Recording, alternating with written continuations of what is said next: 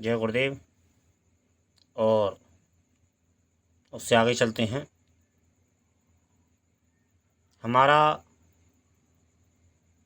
हम सफल क्यों नहीं हो पाते हैं, या फिर हमें परेशानियां अपने जीवन में क्यों आती हैं, और इसका ऐसा कौन सा उपाय है जिससे कि हम अपने जीवन में सुख को प्राप्त कर सकें और जीवन में आनंद को प्राप्त कर सकें। ऐसा गुरुजी, ऐसा कौन सा उपाय है? मैंने अपने जीवन में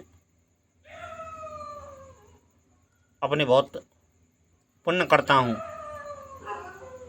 और पुण्य करने के साथ साथ में मैं हमेशा किसी का बुरा करने की प्रयास नहीं करता। लेकिन ऐसा क्या कारण है कि जो हम जीवन में दुख को अनुभव करते हैं, या फिर घर परिवार में लड़ाई झगड़ा क्यों होता है? तो इसके लिए गुरुजी हमें कोई उपाय बताएं।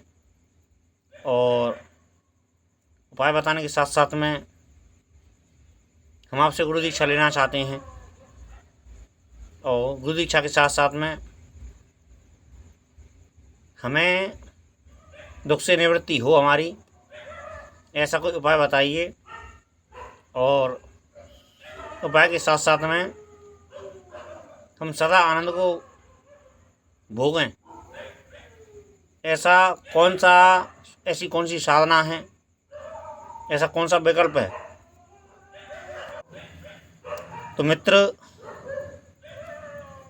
सर्वप्रथम तो पहली बात तो ये है कि हम अपने जीवन में दुख क्यों भोगते हैं और हम असफल अपने जीवन में क्यों हैं। तो उसका मुख्य कारण जो मैं समझता हूँ और जो मैं जानता हूँ,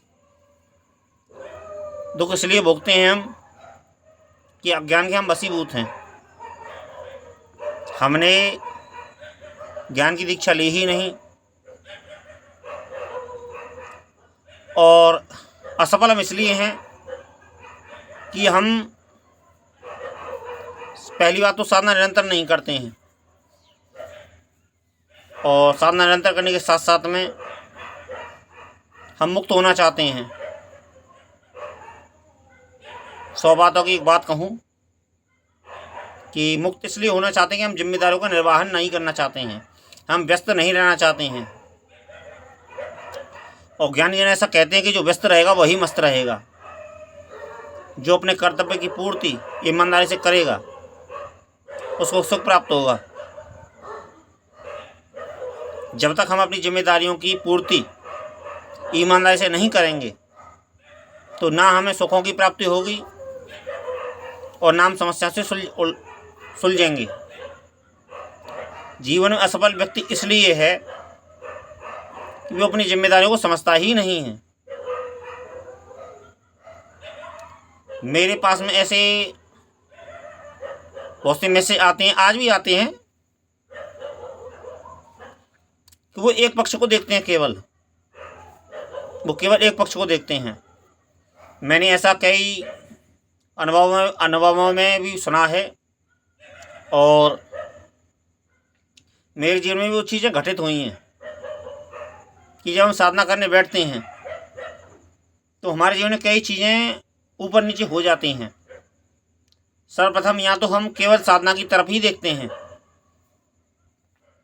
सद्गुरुजन कहते हैं कि एक व्यक्ति के पास में 100% बुद्धि है। कहने का अर्थ मतलब ये है कि हमारे पास में 100% ऊर्जा है, लेकिन हम उस ऊर्जा को एक ही तरफ लगाते हैं अक्सर करके। हम कोई स्वतंत्र नहीं होते हैं, हम कोई मुक्त होते ही नहीं। और जबकि रोज मुक्त हो सकता है व्यक्ति, रोज मुक्त है, रोज आनंद में है, और रोज ईश्वर की प्राप्ति है। ईश्वर को, इंसान को, जीवात्मा को कहने का अर्थ ये है कि हमको तो मुझको तुमको, हमको तुम मुझको तुमको, रोज ईश्वर हमारे अंदर है। ईश्वर मेरे और तुम्हारे दोनों के अंदर है। फर्क सिर्फ इतना है मैंने सद्गुरु की शरणागति की तो मेरा ज्ञान जागृत हो गया। मैंने अपने जीवन में उस चीज़ की कीमत चुकाई तो मुझे वो एहसास मिला, मुझे वो प्रभाव मिला, मुझे वो अनुभव प्राप्त हुआ। लेकिन इसके लिए मैंने कितनी कीमत चुकाई? कीमत कुछ नहीं चुकाई मैंने। केवल जब जब मैंने अज्ञान दिया, अपना अज्ञानता मैंने अपने गुरुदेव के सामने पेश की तो मुझे तब तब दंड मिला। मुझे तब तब ही दंड मिला कि तुम बड़े कैसे हो गए। गुरु ब्रह्मा गुरु विष्णु गुरुदेवो गुरु ब्रह्मा गुरुदेवो महेश्वर गुरु साक्षात परब्रह्म तस्मै श्री गुरुवे नमः गुरु साक्षात परब्रह्म। जब हम ब्रह्म हैं तो तुमने अपने आप को स्वयं ब्रह्म क्यों समझ लिया? ये दंड है। हम थोड़ा सा प्राप्त कर लेते हैं, सरकारी सिस्टम में ऐसा बहुत देखने में आता है। थोड़ी सी बहुत सी पोजीशन हमको ऊपर की पोस्ट मिल जाती है बहुत से जीवन में अपने, तो हम अपने आप को बहुत ऊंचा अधिकारी और जाने क्या क्या समझने लगते हैं। मैं संक्षेप में नहीं कहना चाहता हूँ इस चीज़ को। मैं दिन रोज इस चीज़ को महसूस कर रहा हूँ, दिन रोज इस चीज़ को एहसास कर रहा हूँ। मैं स्वयं के अपने प्रैक्टिकली बात बता रहा हूँ मैं आप लोगों को कि कोई गाड़ी वाला आया, हम जिस मोहल्ले गली में रहते हैं और गली मोहल्ले में रहने के साथ साथ में एक कोई बाइक लेके आया और तो बाइक लेके आया तो उसने बीच रास्ते में खड़ी कर दी। उसे एहसास ही नहीं कि रास्ता है और कब क्या हो जाए इस बात का किसी को एहसास नहीं है। शास्त्र कहता है इस बात को, ज्ञानीजन कहते हैं इस बात को और समझदार बुद्धि भी कहती है इस बात को कि आदमी अक्सर तुमने ऐसा कहता सुना होगा कि भैया जी मैं अभी 2 मिनट में आता हूँ। अक्सर करके व्यक्ति इसी बात को लैंग्वेज में अपनी बोलता है, इसी बात को कहता है कि मैं अभी 2 मिनट में आ रहा हूँ। इस चीज़ की आप देखभाली इस चीज़ को नज़र रखना। और मेरे साथ में भी ऐसा होता है अक्सर करके, क्योंकि मैं जिस गली मोहल्ले में रहता हूँ तो वह अक्सर करके लोग वह गाड़ी बीच रास्ते में कर जाते हैं या फिर आजू बाजू में इस तरीके से कर जाते हैं कि उनको ये विश्वास है, उनको ये एहसास है कि मैं भी 2 मिनट में आता हूँ। तो 100 में से 5 तो ऐसे होते हैं जो 2 मिनट में वाकई आ जाते हैं और आते हैं और तुरंत चले जाते हैं। लेकिन 95 ऐसे होते हैं कि वो आते हैं और गाड़ी बीच में खड़ी कर जाते हैं और हम उसी इलाके में रहते हैं तो देखते हैं तो वो नहीं आया। अब बीच में एक अचानक घर में से कोई गाड़ी निकली, उसे बाहर जाना है कि ये कौन खड़ी कर गया है और तमीज़ नहीं है खड़ी करने की। तो बहुत सी चीज़ें होती हैं। इसके अंदरूनी एक चीज़ और भी होती है कि उसे कहासुनी भी हो जाती है उसी व्यक्ति से कि तुमको इतनी समझ नहीं है कि ये रास्ता है और तुमको साइड में गाड़ी खड़ी करनी चाहिए। और साइड में खड़ी करने के साथ साथ में तो ऐसा भी होता है कि वही व्यक्ति जो गाड़ी बीच में खड़ी करके गया है वही व्यक्ति उल्टा झगड़ने को तैयार हो। ऐसी अनेक व्यक्तियों को मैं 24 घंटे रहते हैं, 24 घंटे में लगभग मेरी 14-15 घंटे की सर्विस है। अपने आसपास में जितने भी मेरे माहौल बस्ती है 14-15 घंटे की मेरी सर्विस है। अपने घर से बाहर, बाहर से घर, घर से बाहर, बाहर से घर, ये 14-15 घंटे की मेरी आसपास की रनिंग है लगभग। और वैसे मेरी लगभग 24 में से 18 घंटे की रनिंग है। लेकिन कुछ समय मैं अपने घर में बिताता हूँ साधना के दौरान। लेकिन हाँ, 18 घंटे की रनिंग मेरी कम से कम है लगभग दिन भर में। 24 घंटे के अंतराल में 18 घंटे की मेरी रनिंग है। 18 घंटे की रनिंग के बीच में मैं इतना बहुत कुछ देखता हूँ, महसूस करता हूँ, अनुभव करता हूँ कि व्यक्ति को जीवन जीने का तरीका ही पता ही नहीं है कि जीवन किस तरीके से जीना चाहिए। हम समस्या में क्यों हैं, हमें दुख क्यों प्राप्त हो रहा है, हमारे जीवन में उलझनें क्यों हैं, हम क्या चाहते हैं, हम क्या कर रहे हैं, हमें सुख की प्राप्ति कैसे हो, हमारी असफलता का कारण क्या है। हम पूरा प्रयत्न कर रहे हैं, ऐसी भी शिकायतें आती हैं कि हम गुरुजी बहुत पूजा पाठ करते हैं और पूजा पाठ करने के बावजूद भी गुरुजी हमारी समस्या समाप्त नहीं हो रही हैं। तो पूजा पाठ करने का अर्थ ये नहीं है कि तुम्हारी समस्या समाप्त हो गई। पहली बात, ये पहली बात और अंतिम बात है कि पूजा पाठ करने का अर्थ यह नहीं होता है कि हम कोई बहुत बड़ा तीर मार रहे हैं या फिर बहुत बड़ा एहसान कर रहे हैं किसी सामने वाले पे, देवी देवता की बात कर रहा हूँ मैं, क्योंकि देवी देवता को अक्सर लोग पूजा करते हैं। तो इसमें कोई एहसान की बात नहीं है, कोई इसमें तीरंदाजी की बात नहीं है। हम सामने वाले देवता की पूजा कर रहे हैं तो अपने स्वार्थ के बसीभूत होकर कर रहे हैं, कोई बुरी बात नहीं। स्वार्थ को सिद्ध करना कोई बुरी बात नहीं होती है। मेरी समस्या तो बुरी बात नहीं होती है, क्योंकि मैं तो कामी हूँ, मैं तो लोभी हूँ, मैं तो भोगी हूँ। सच कहूँ, मुझे त्याग करना पसंद ही नहीं है, क्योंकि मुझे त्याग सिखाया ही नहीं गया है। और मुझे त्याग करने के लिए कोई इस संसार में ऐसा कोई चीज़ महसूस भी नहीं होती। मैं त्याग करूँ तो किसके लिए करूँ? संसार के लिए। संसार मुझे क्या देगा, और देगा भी तो क्या देगा? धन दे देगा, और धन से ज़्यादा क्या देगा? ज़्यादा से ज़्यादा आपने थोड़ा सा समय व्यतीत कर देगा मेरे पास में अपनी सेवा के जरिए। लेकिन मुझे इन चीज़ों की ज़रूरत आवश्यकता नहीं है, क्योंकि मैं अभी स्वयं समर्थ हूँ, और समर्थ होने के साथ साथ में मुझे ना सेवा की आवश्यकता है और ना ही कोई विशेष आवश्यकता है। अभी 2 लोगों का कमेंट आया था, गुरुजी आप गुरु दीक्षा हमको चाहिए, गुरु दीक्षा कब दोगे आप? गुरु दीक्षा हमको चाहिए, गुरु दीक्षा कब देते हैं आप, हमें बताइए। तो भैया जी देखिए, मेरा अभी तक का तो कोई मेरा समय निश्चित नहीं हुआ है। लेकिन हाँ, इस गुरुवार के बाद में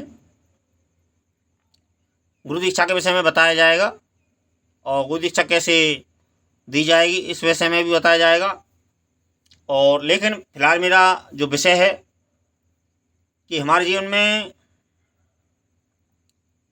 सफलता हमारे जीवन में क्यों नहीं है, और हम लोग अक्सर परेशान क्यों रहते हैं, या फिर हमारे जीवन में सुख शांति कैसे प्राप्त करें। हमारे जीवन में बहुत कलेश है। तो भैया जी, सुख शांति, कलेश, जीवन में असफलता, ये बहुत लंबे विषय हो जाते हैं। व्यक्ति समस्या अक्सर करके वहाँ आती है जहाँ व्यक्ति जीवन को समझना नहीं चाहता है। मैं जहाँ तक हूँ, मैंने अपने जीवन में जब से मैं अपने गुरुदेव से जुड़ा हूँ, तो सर्वप्रथम ही मैंने अपनी शरणागति कर दी थी, और सर्वप्रथम अपने गुरुदेव को सर्वोच्च माना था। उसके बाद में धीरे धीरे उन्होंने अपनी कृपा दृष्टि की और ज्ञान प्राप्त हुआ।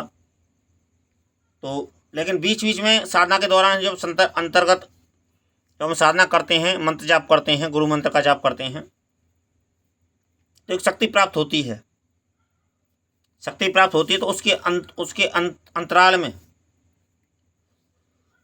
में ज्ञान, अहंकार प्राप्त होता है हमको, कि मैं बहुत बड़ा ज्ञानी हूँ, मैंने सत्य को जान लिया, और मैं बहुत बड़ा 30 मार का हूँ, और बहुत बड़ा, मतलब ये है कि अपने आप को बड़ा समझने लग जाते हैं। जबकि सत्य ये है, जो मेरे बाद में अनुभव की प्राप्ति में मैंने कई बार 3-4 बार हमेशा से गुरु मंत्र का जाप करता आ रहा हूँ, और जब मेरी साधना पूर्ण एक शिखर पर पहुँची, तब मुझे अहंकार प्राप्त हुआ। तो जैसे ही मुझे अहंकार प्राप्त हुआ, तो अज्ञानता हम करते हैं, अहंकार प्राप्त होता है तो हम अज्ञानता करते हैं, कि अहम ब्रह्मास्मि और हमसे बड़ा कोई नहीं है और शिवोहम, ये भक्ति की एक शब्द हैं। तो हम स्वयं को अपने आप को बहुत बड़ा समझने लग जाते हैं और वहीं हमारी गलती हो जाती है, वहीं हमसे गलती हो जाती है, हम स्वयं को बड़ा समझने लग जाते हैं। शिव कहते हैं और शिव जी कहते हैं कि जगत में कोई बड़ा नहीं है। जब शिव जी और जब ब्रह्मा विष्णु जी आपस में लड़े थे, जब ये सृष्टि का आरंभ हो रहा था और सृष्टि की चक्र रचना चल रही थी, क्योंकि सर्वप्रथम तो शिव सत्ता है और शिव सत्ता ही गुरु सत्ता है। तो उनके बाद में वो आपस में लड़ने लगे। आपस में लड़ने के साथ साथ में तो वो स्वयं को बड़ा बड़ा कहने लगे। तो कोई बात नहीं, वो लड़ते रहे। अब देख रहे हैं शिव जी कि ये बेकार का झगड़ा कर रहे हैं, तो शिव जी इनको इस बीच में स्थापित हुए कि बेकार का झगड़ा कर रहे हो, काय को झगड़ा कर रहे हो। पहली बात तो पहली बात तो उन्होंने कहा कि झगड़ा क्यों कर रहे हो। तो उन्होंने कहा कि ऐसे ऐसे झगड़ा कर रहे हैं। ये कहते हैं मैं बड़ा हूँ, मैं कहता हूँ मैं बड़ा हूँ। तो उन्होंने कहा तुम में से कोई बड़ा नहीं है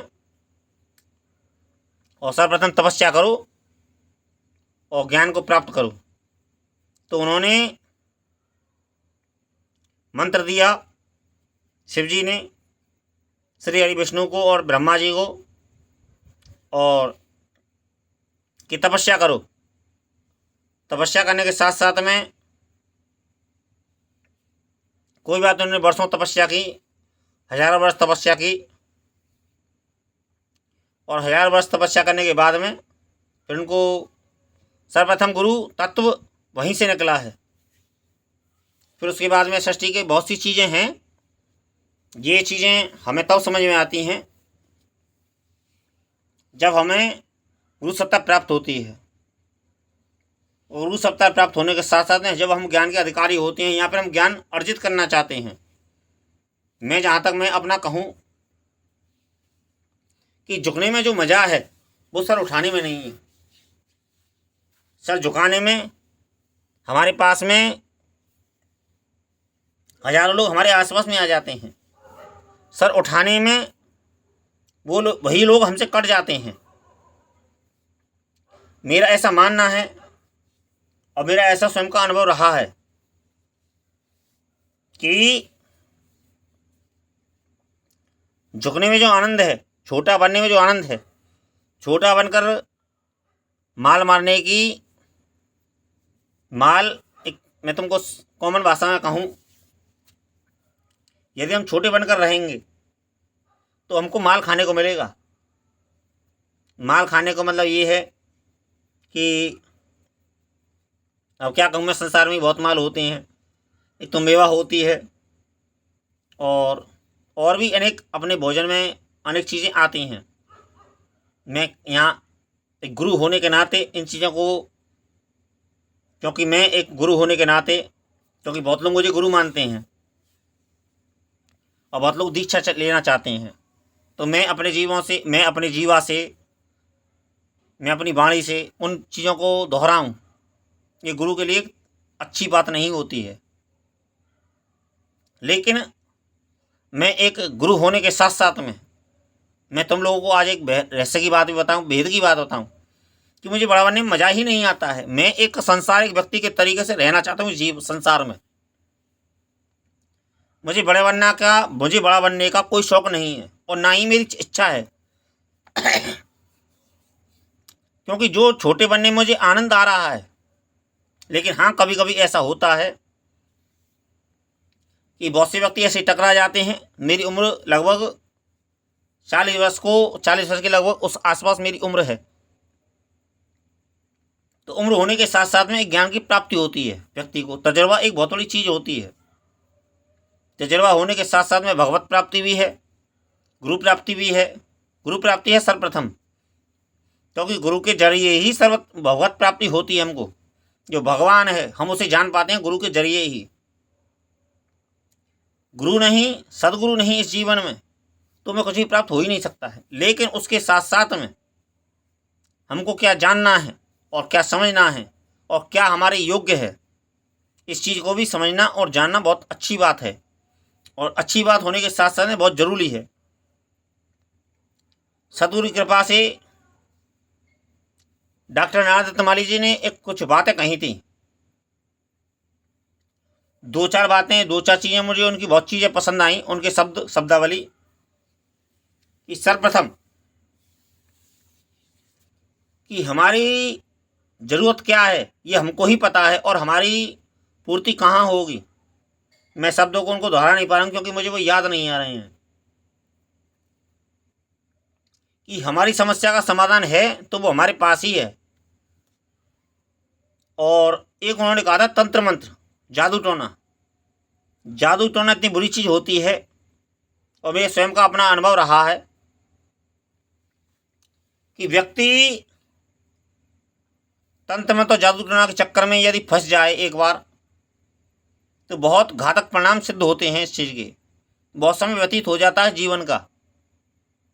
और एक बात यह है महाभारत शास्त्र की कि जीवन में गलती के लिए कोई गुंजाइश नहीं है, क्योंकि जीवन एक बार मिलता है। और यदि हमने एक भी गलती की, एक गलती के साथ साथ में हमारी कई वर्ष व्यतीत हो जाती हैं, और उसके बदले यदि हमने सही समय से उपचार कर लिया तो हमारी कुछ वर्ष व्यतीत होंगी, और यदि हम उसे ठीक समय से नहीं समझ पाए तो इतनी वर्ष व्यतीत हो जाएंगी कि हमको अंदाज़ा ही नहीं होगा। एक होती है छोटी गलती और एक होती है बड़ी गलती। छोटी गलती की छोटी सज़ा है, बड़ी गलती की बड़ी सज़ा है। और क्षमा करने के मूड में इस जगत में कोई नहीं है, क्योंकि सभी बड़ा बनना चाहते हैं, सभी समझदार बनना चाहते हैं, सभी ज्ञानी बनना चाहते हैं, और सभी प्रमुख बनना चाहते हैं, और सभी बड़े बनना चाहते हैं और प्रमुख बनना चाहते हैं। तो इस बात को ध्यान रखिए, नोटिस करिए। और आज के लिए केवल इतना ही। जय गुरुदेव।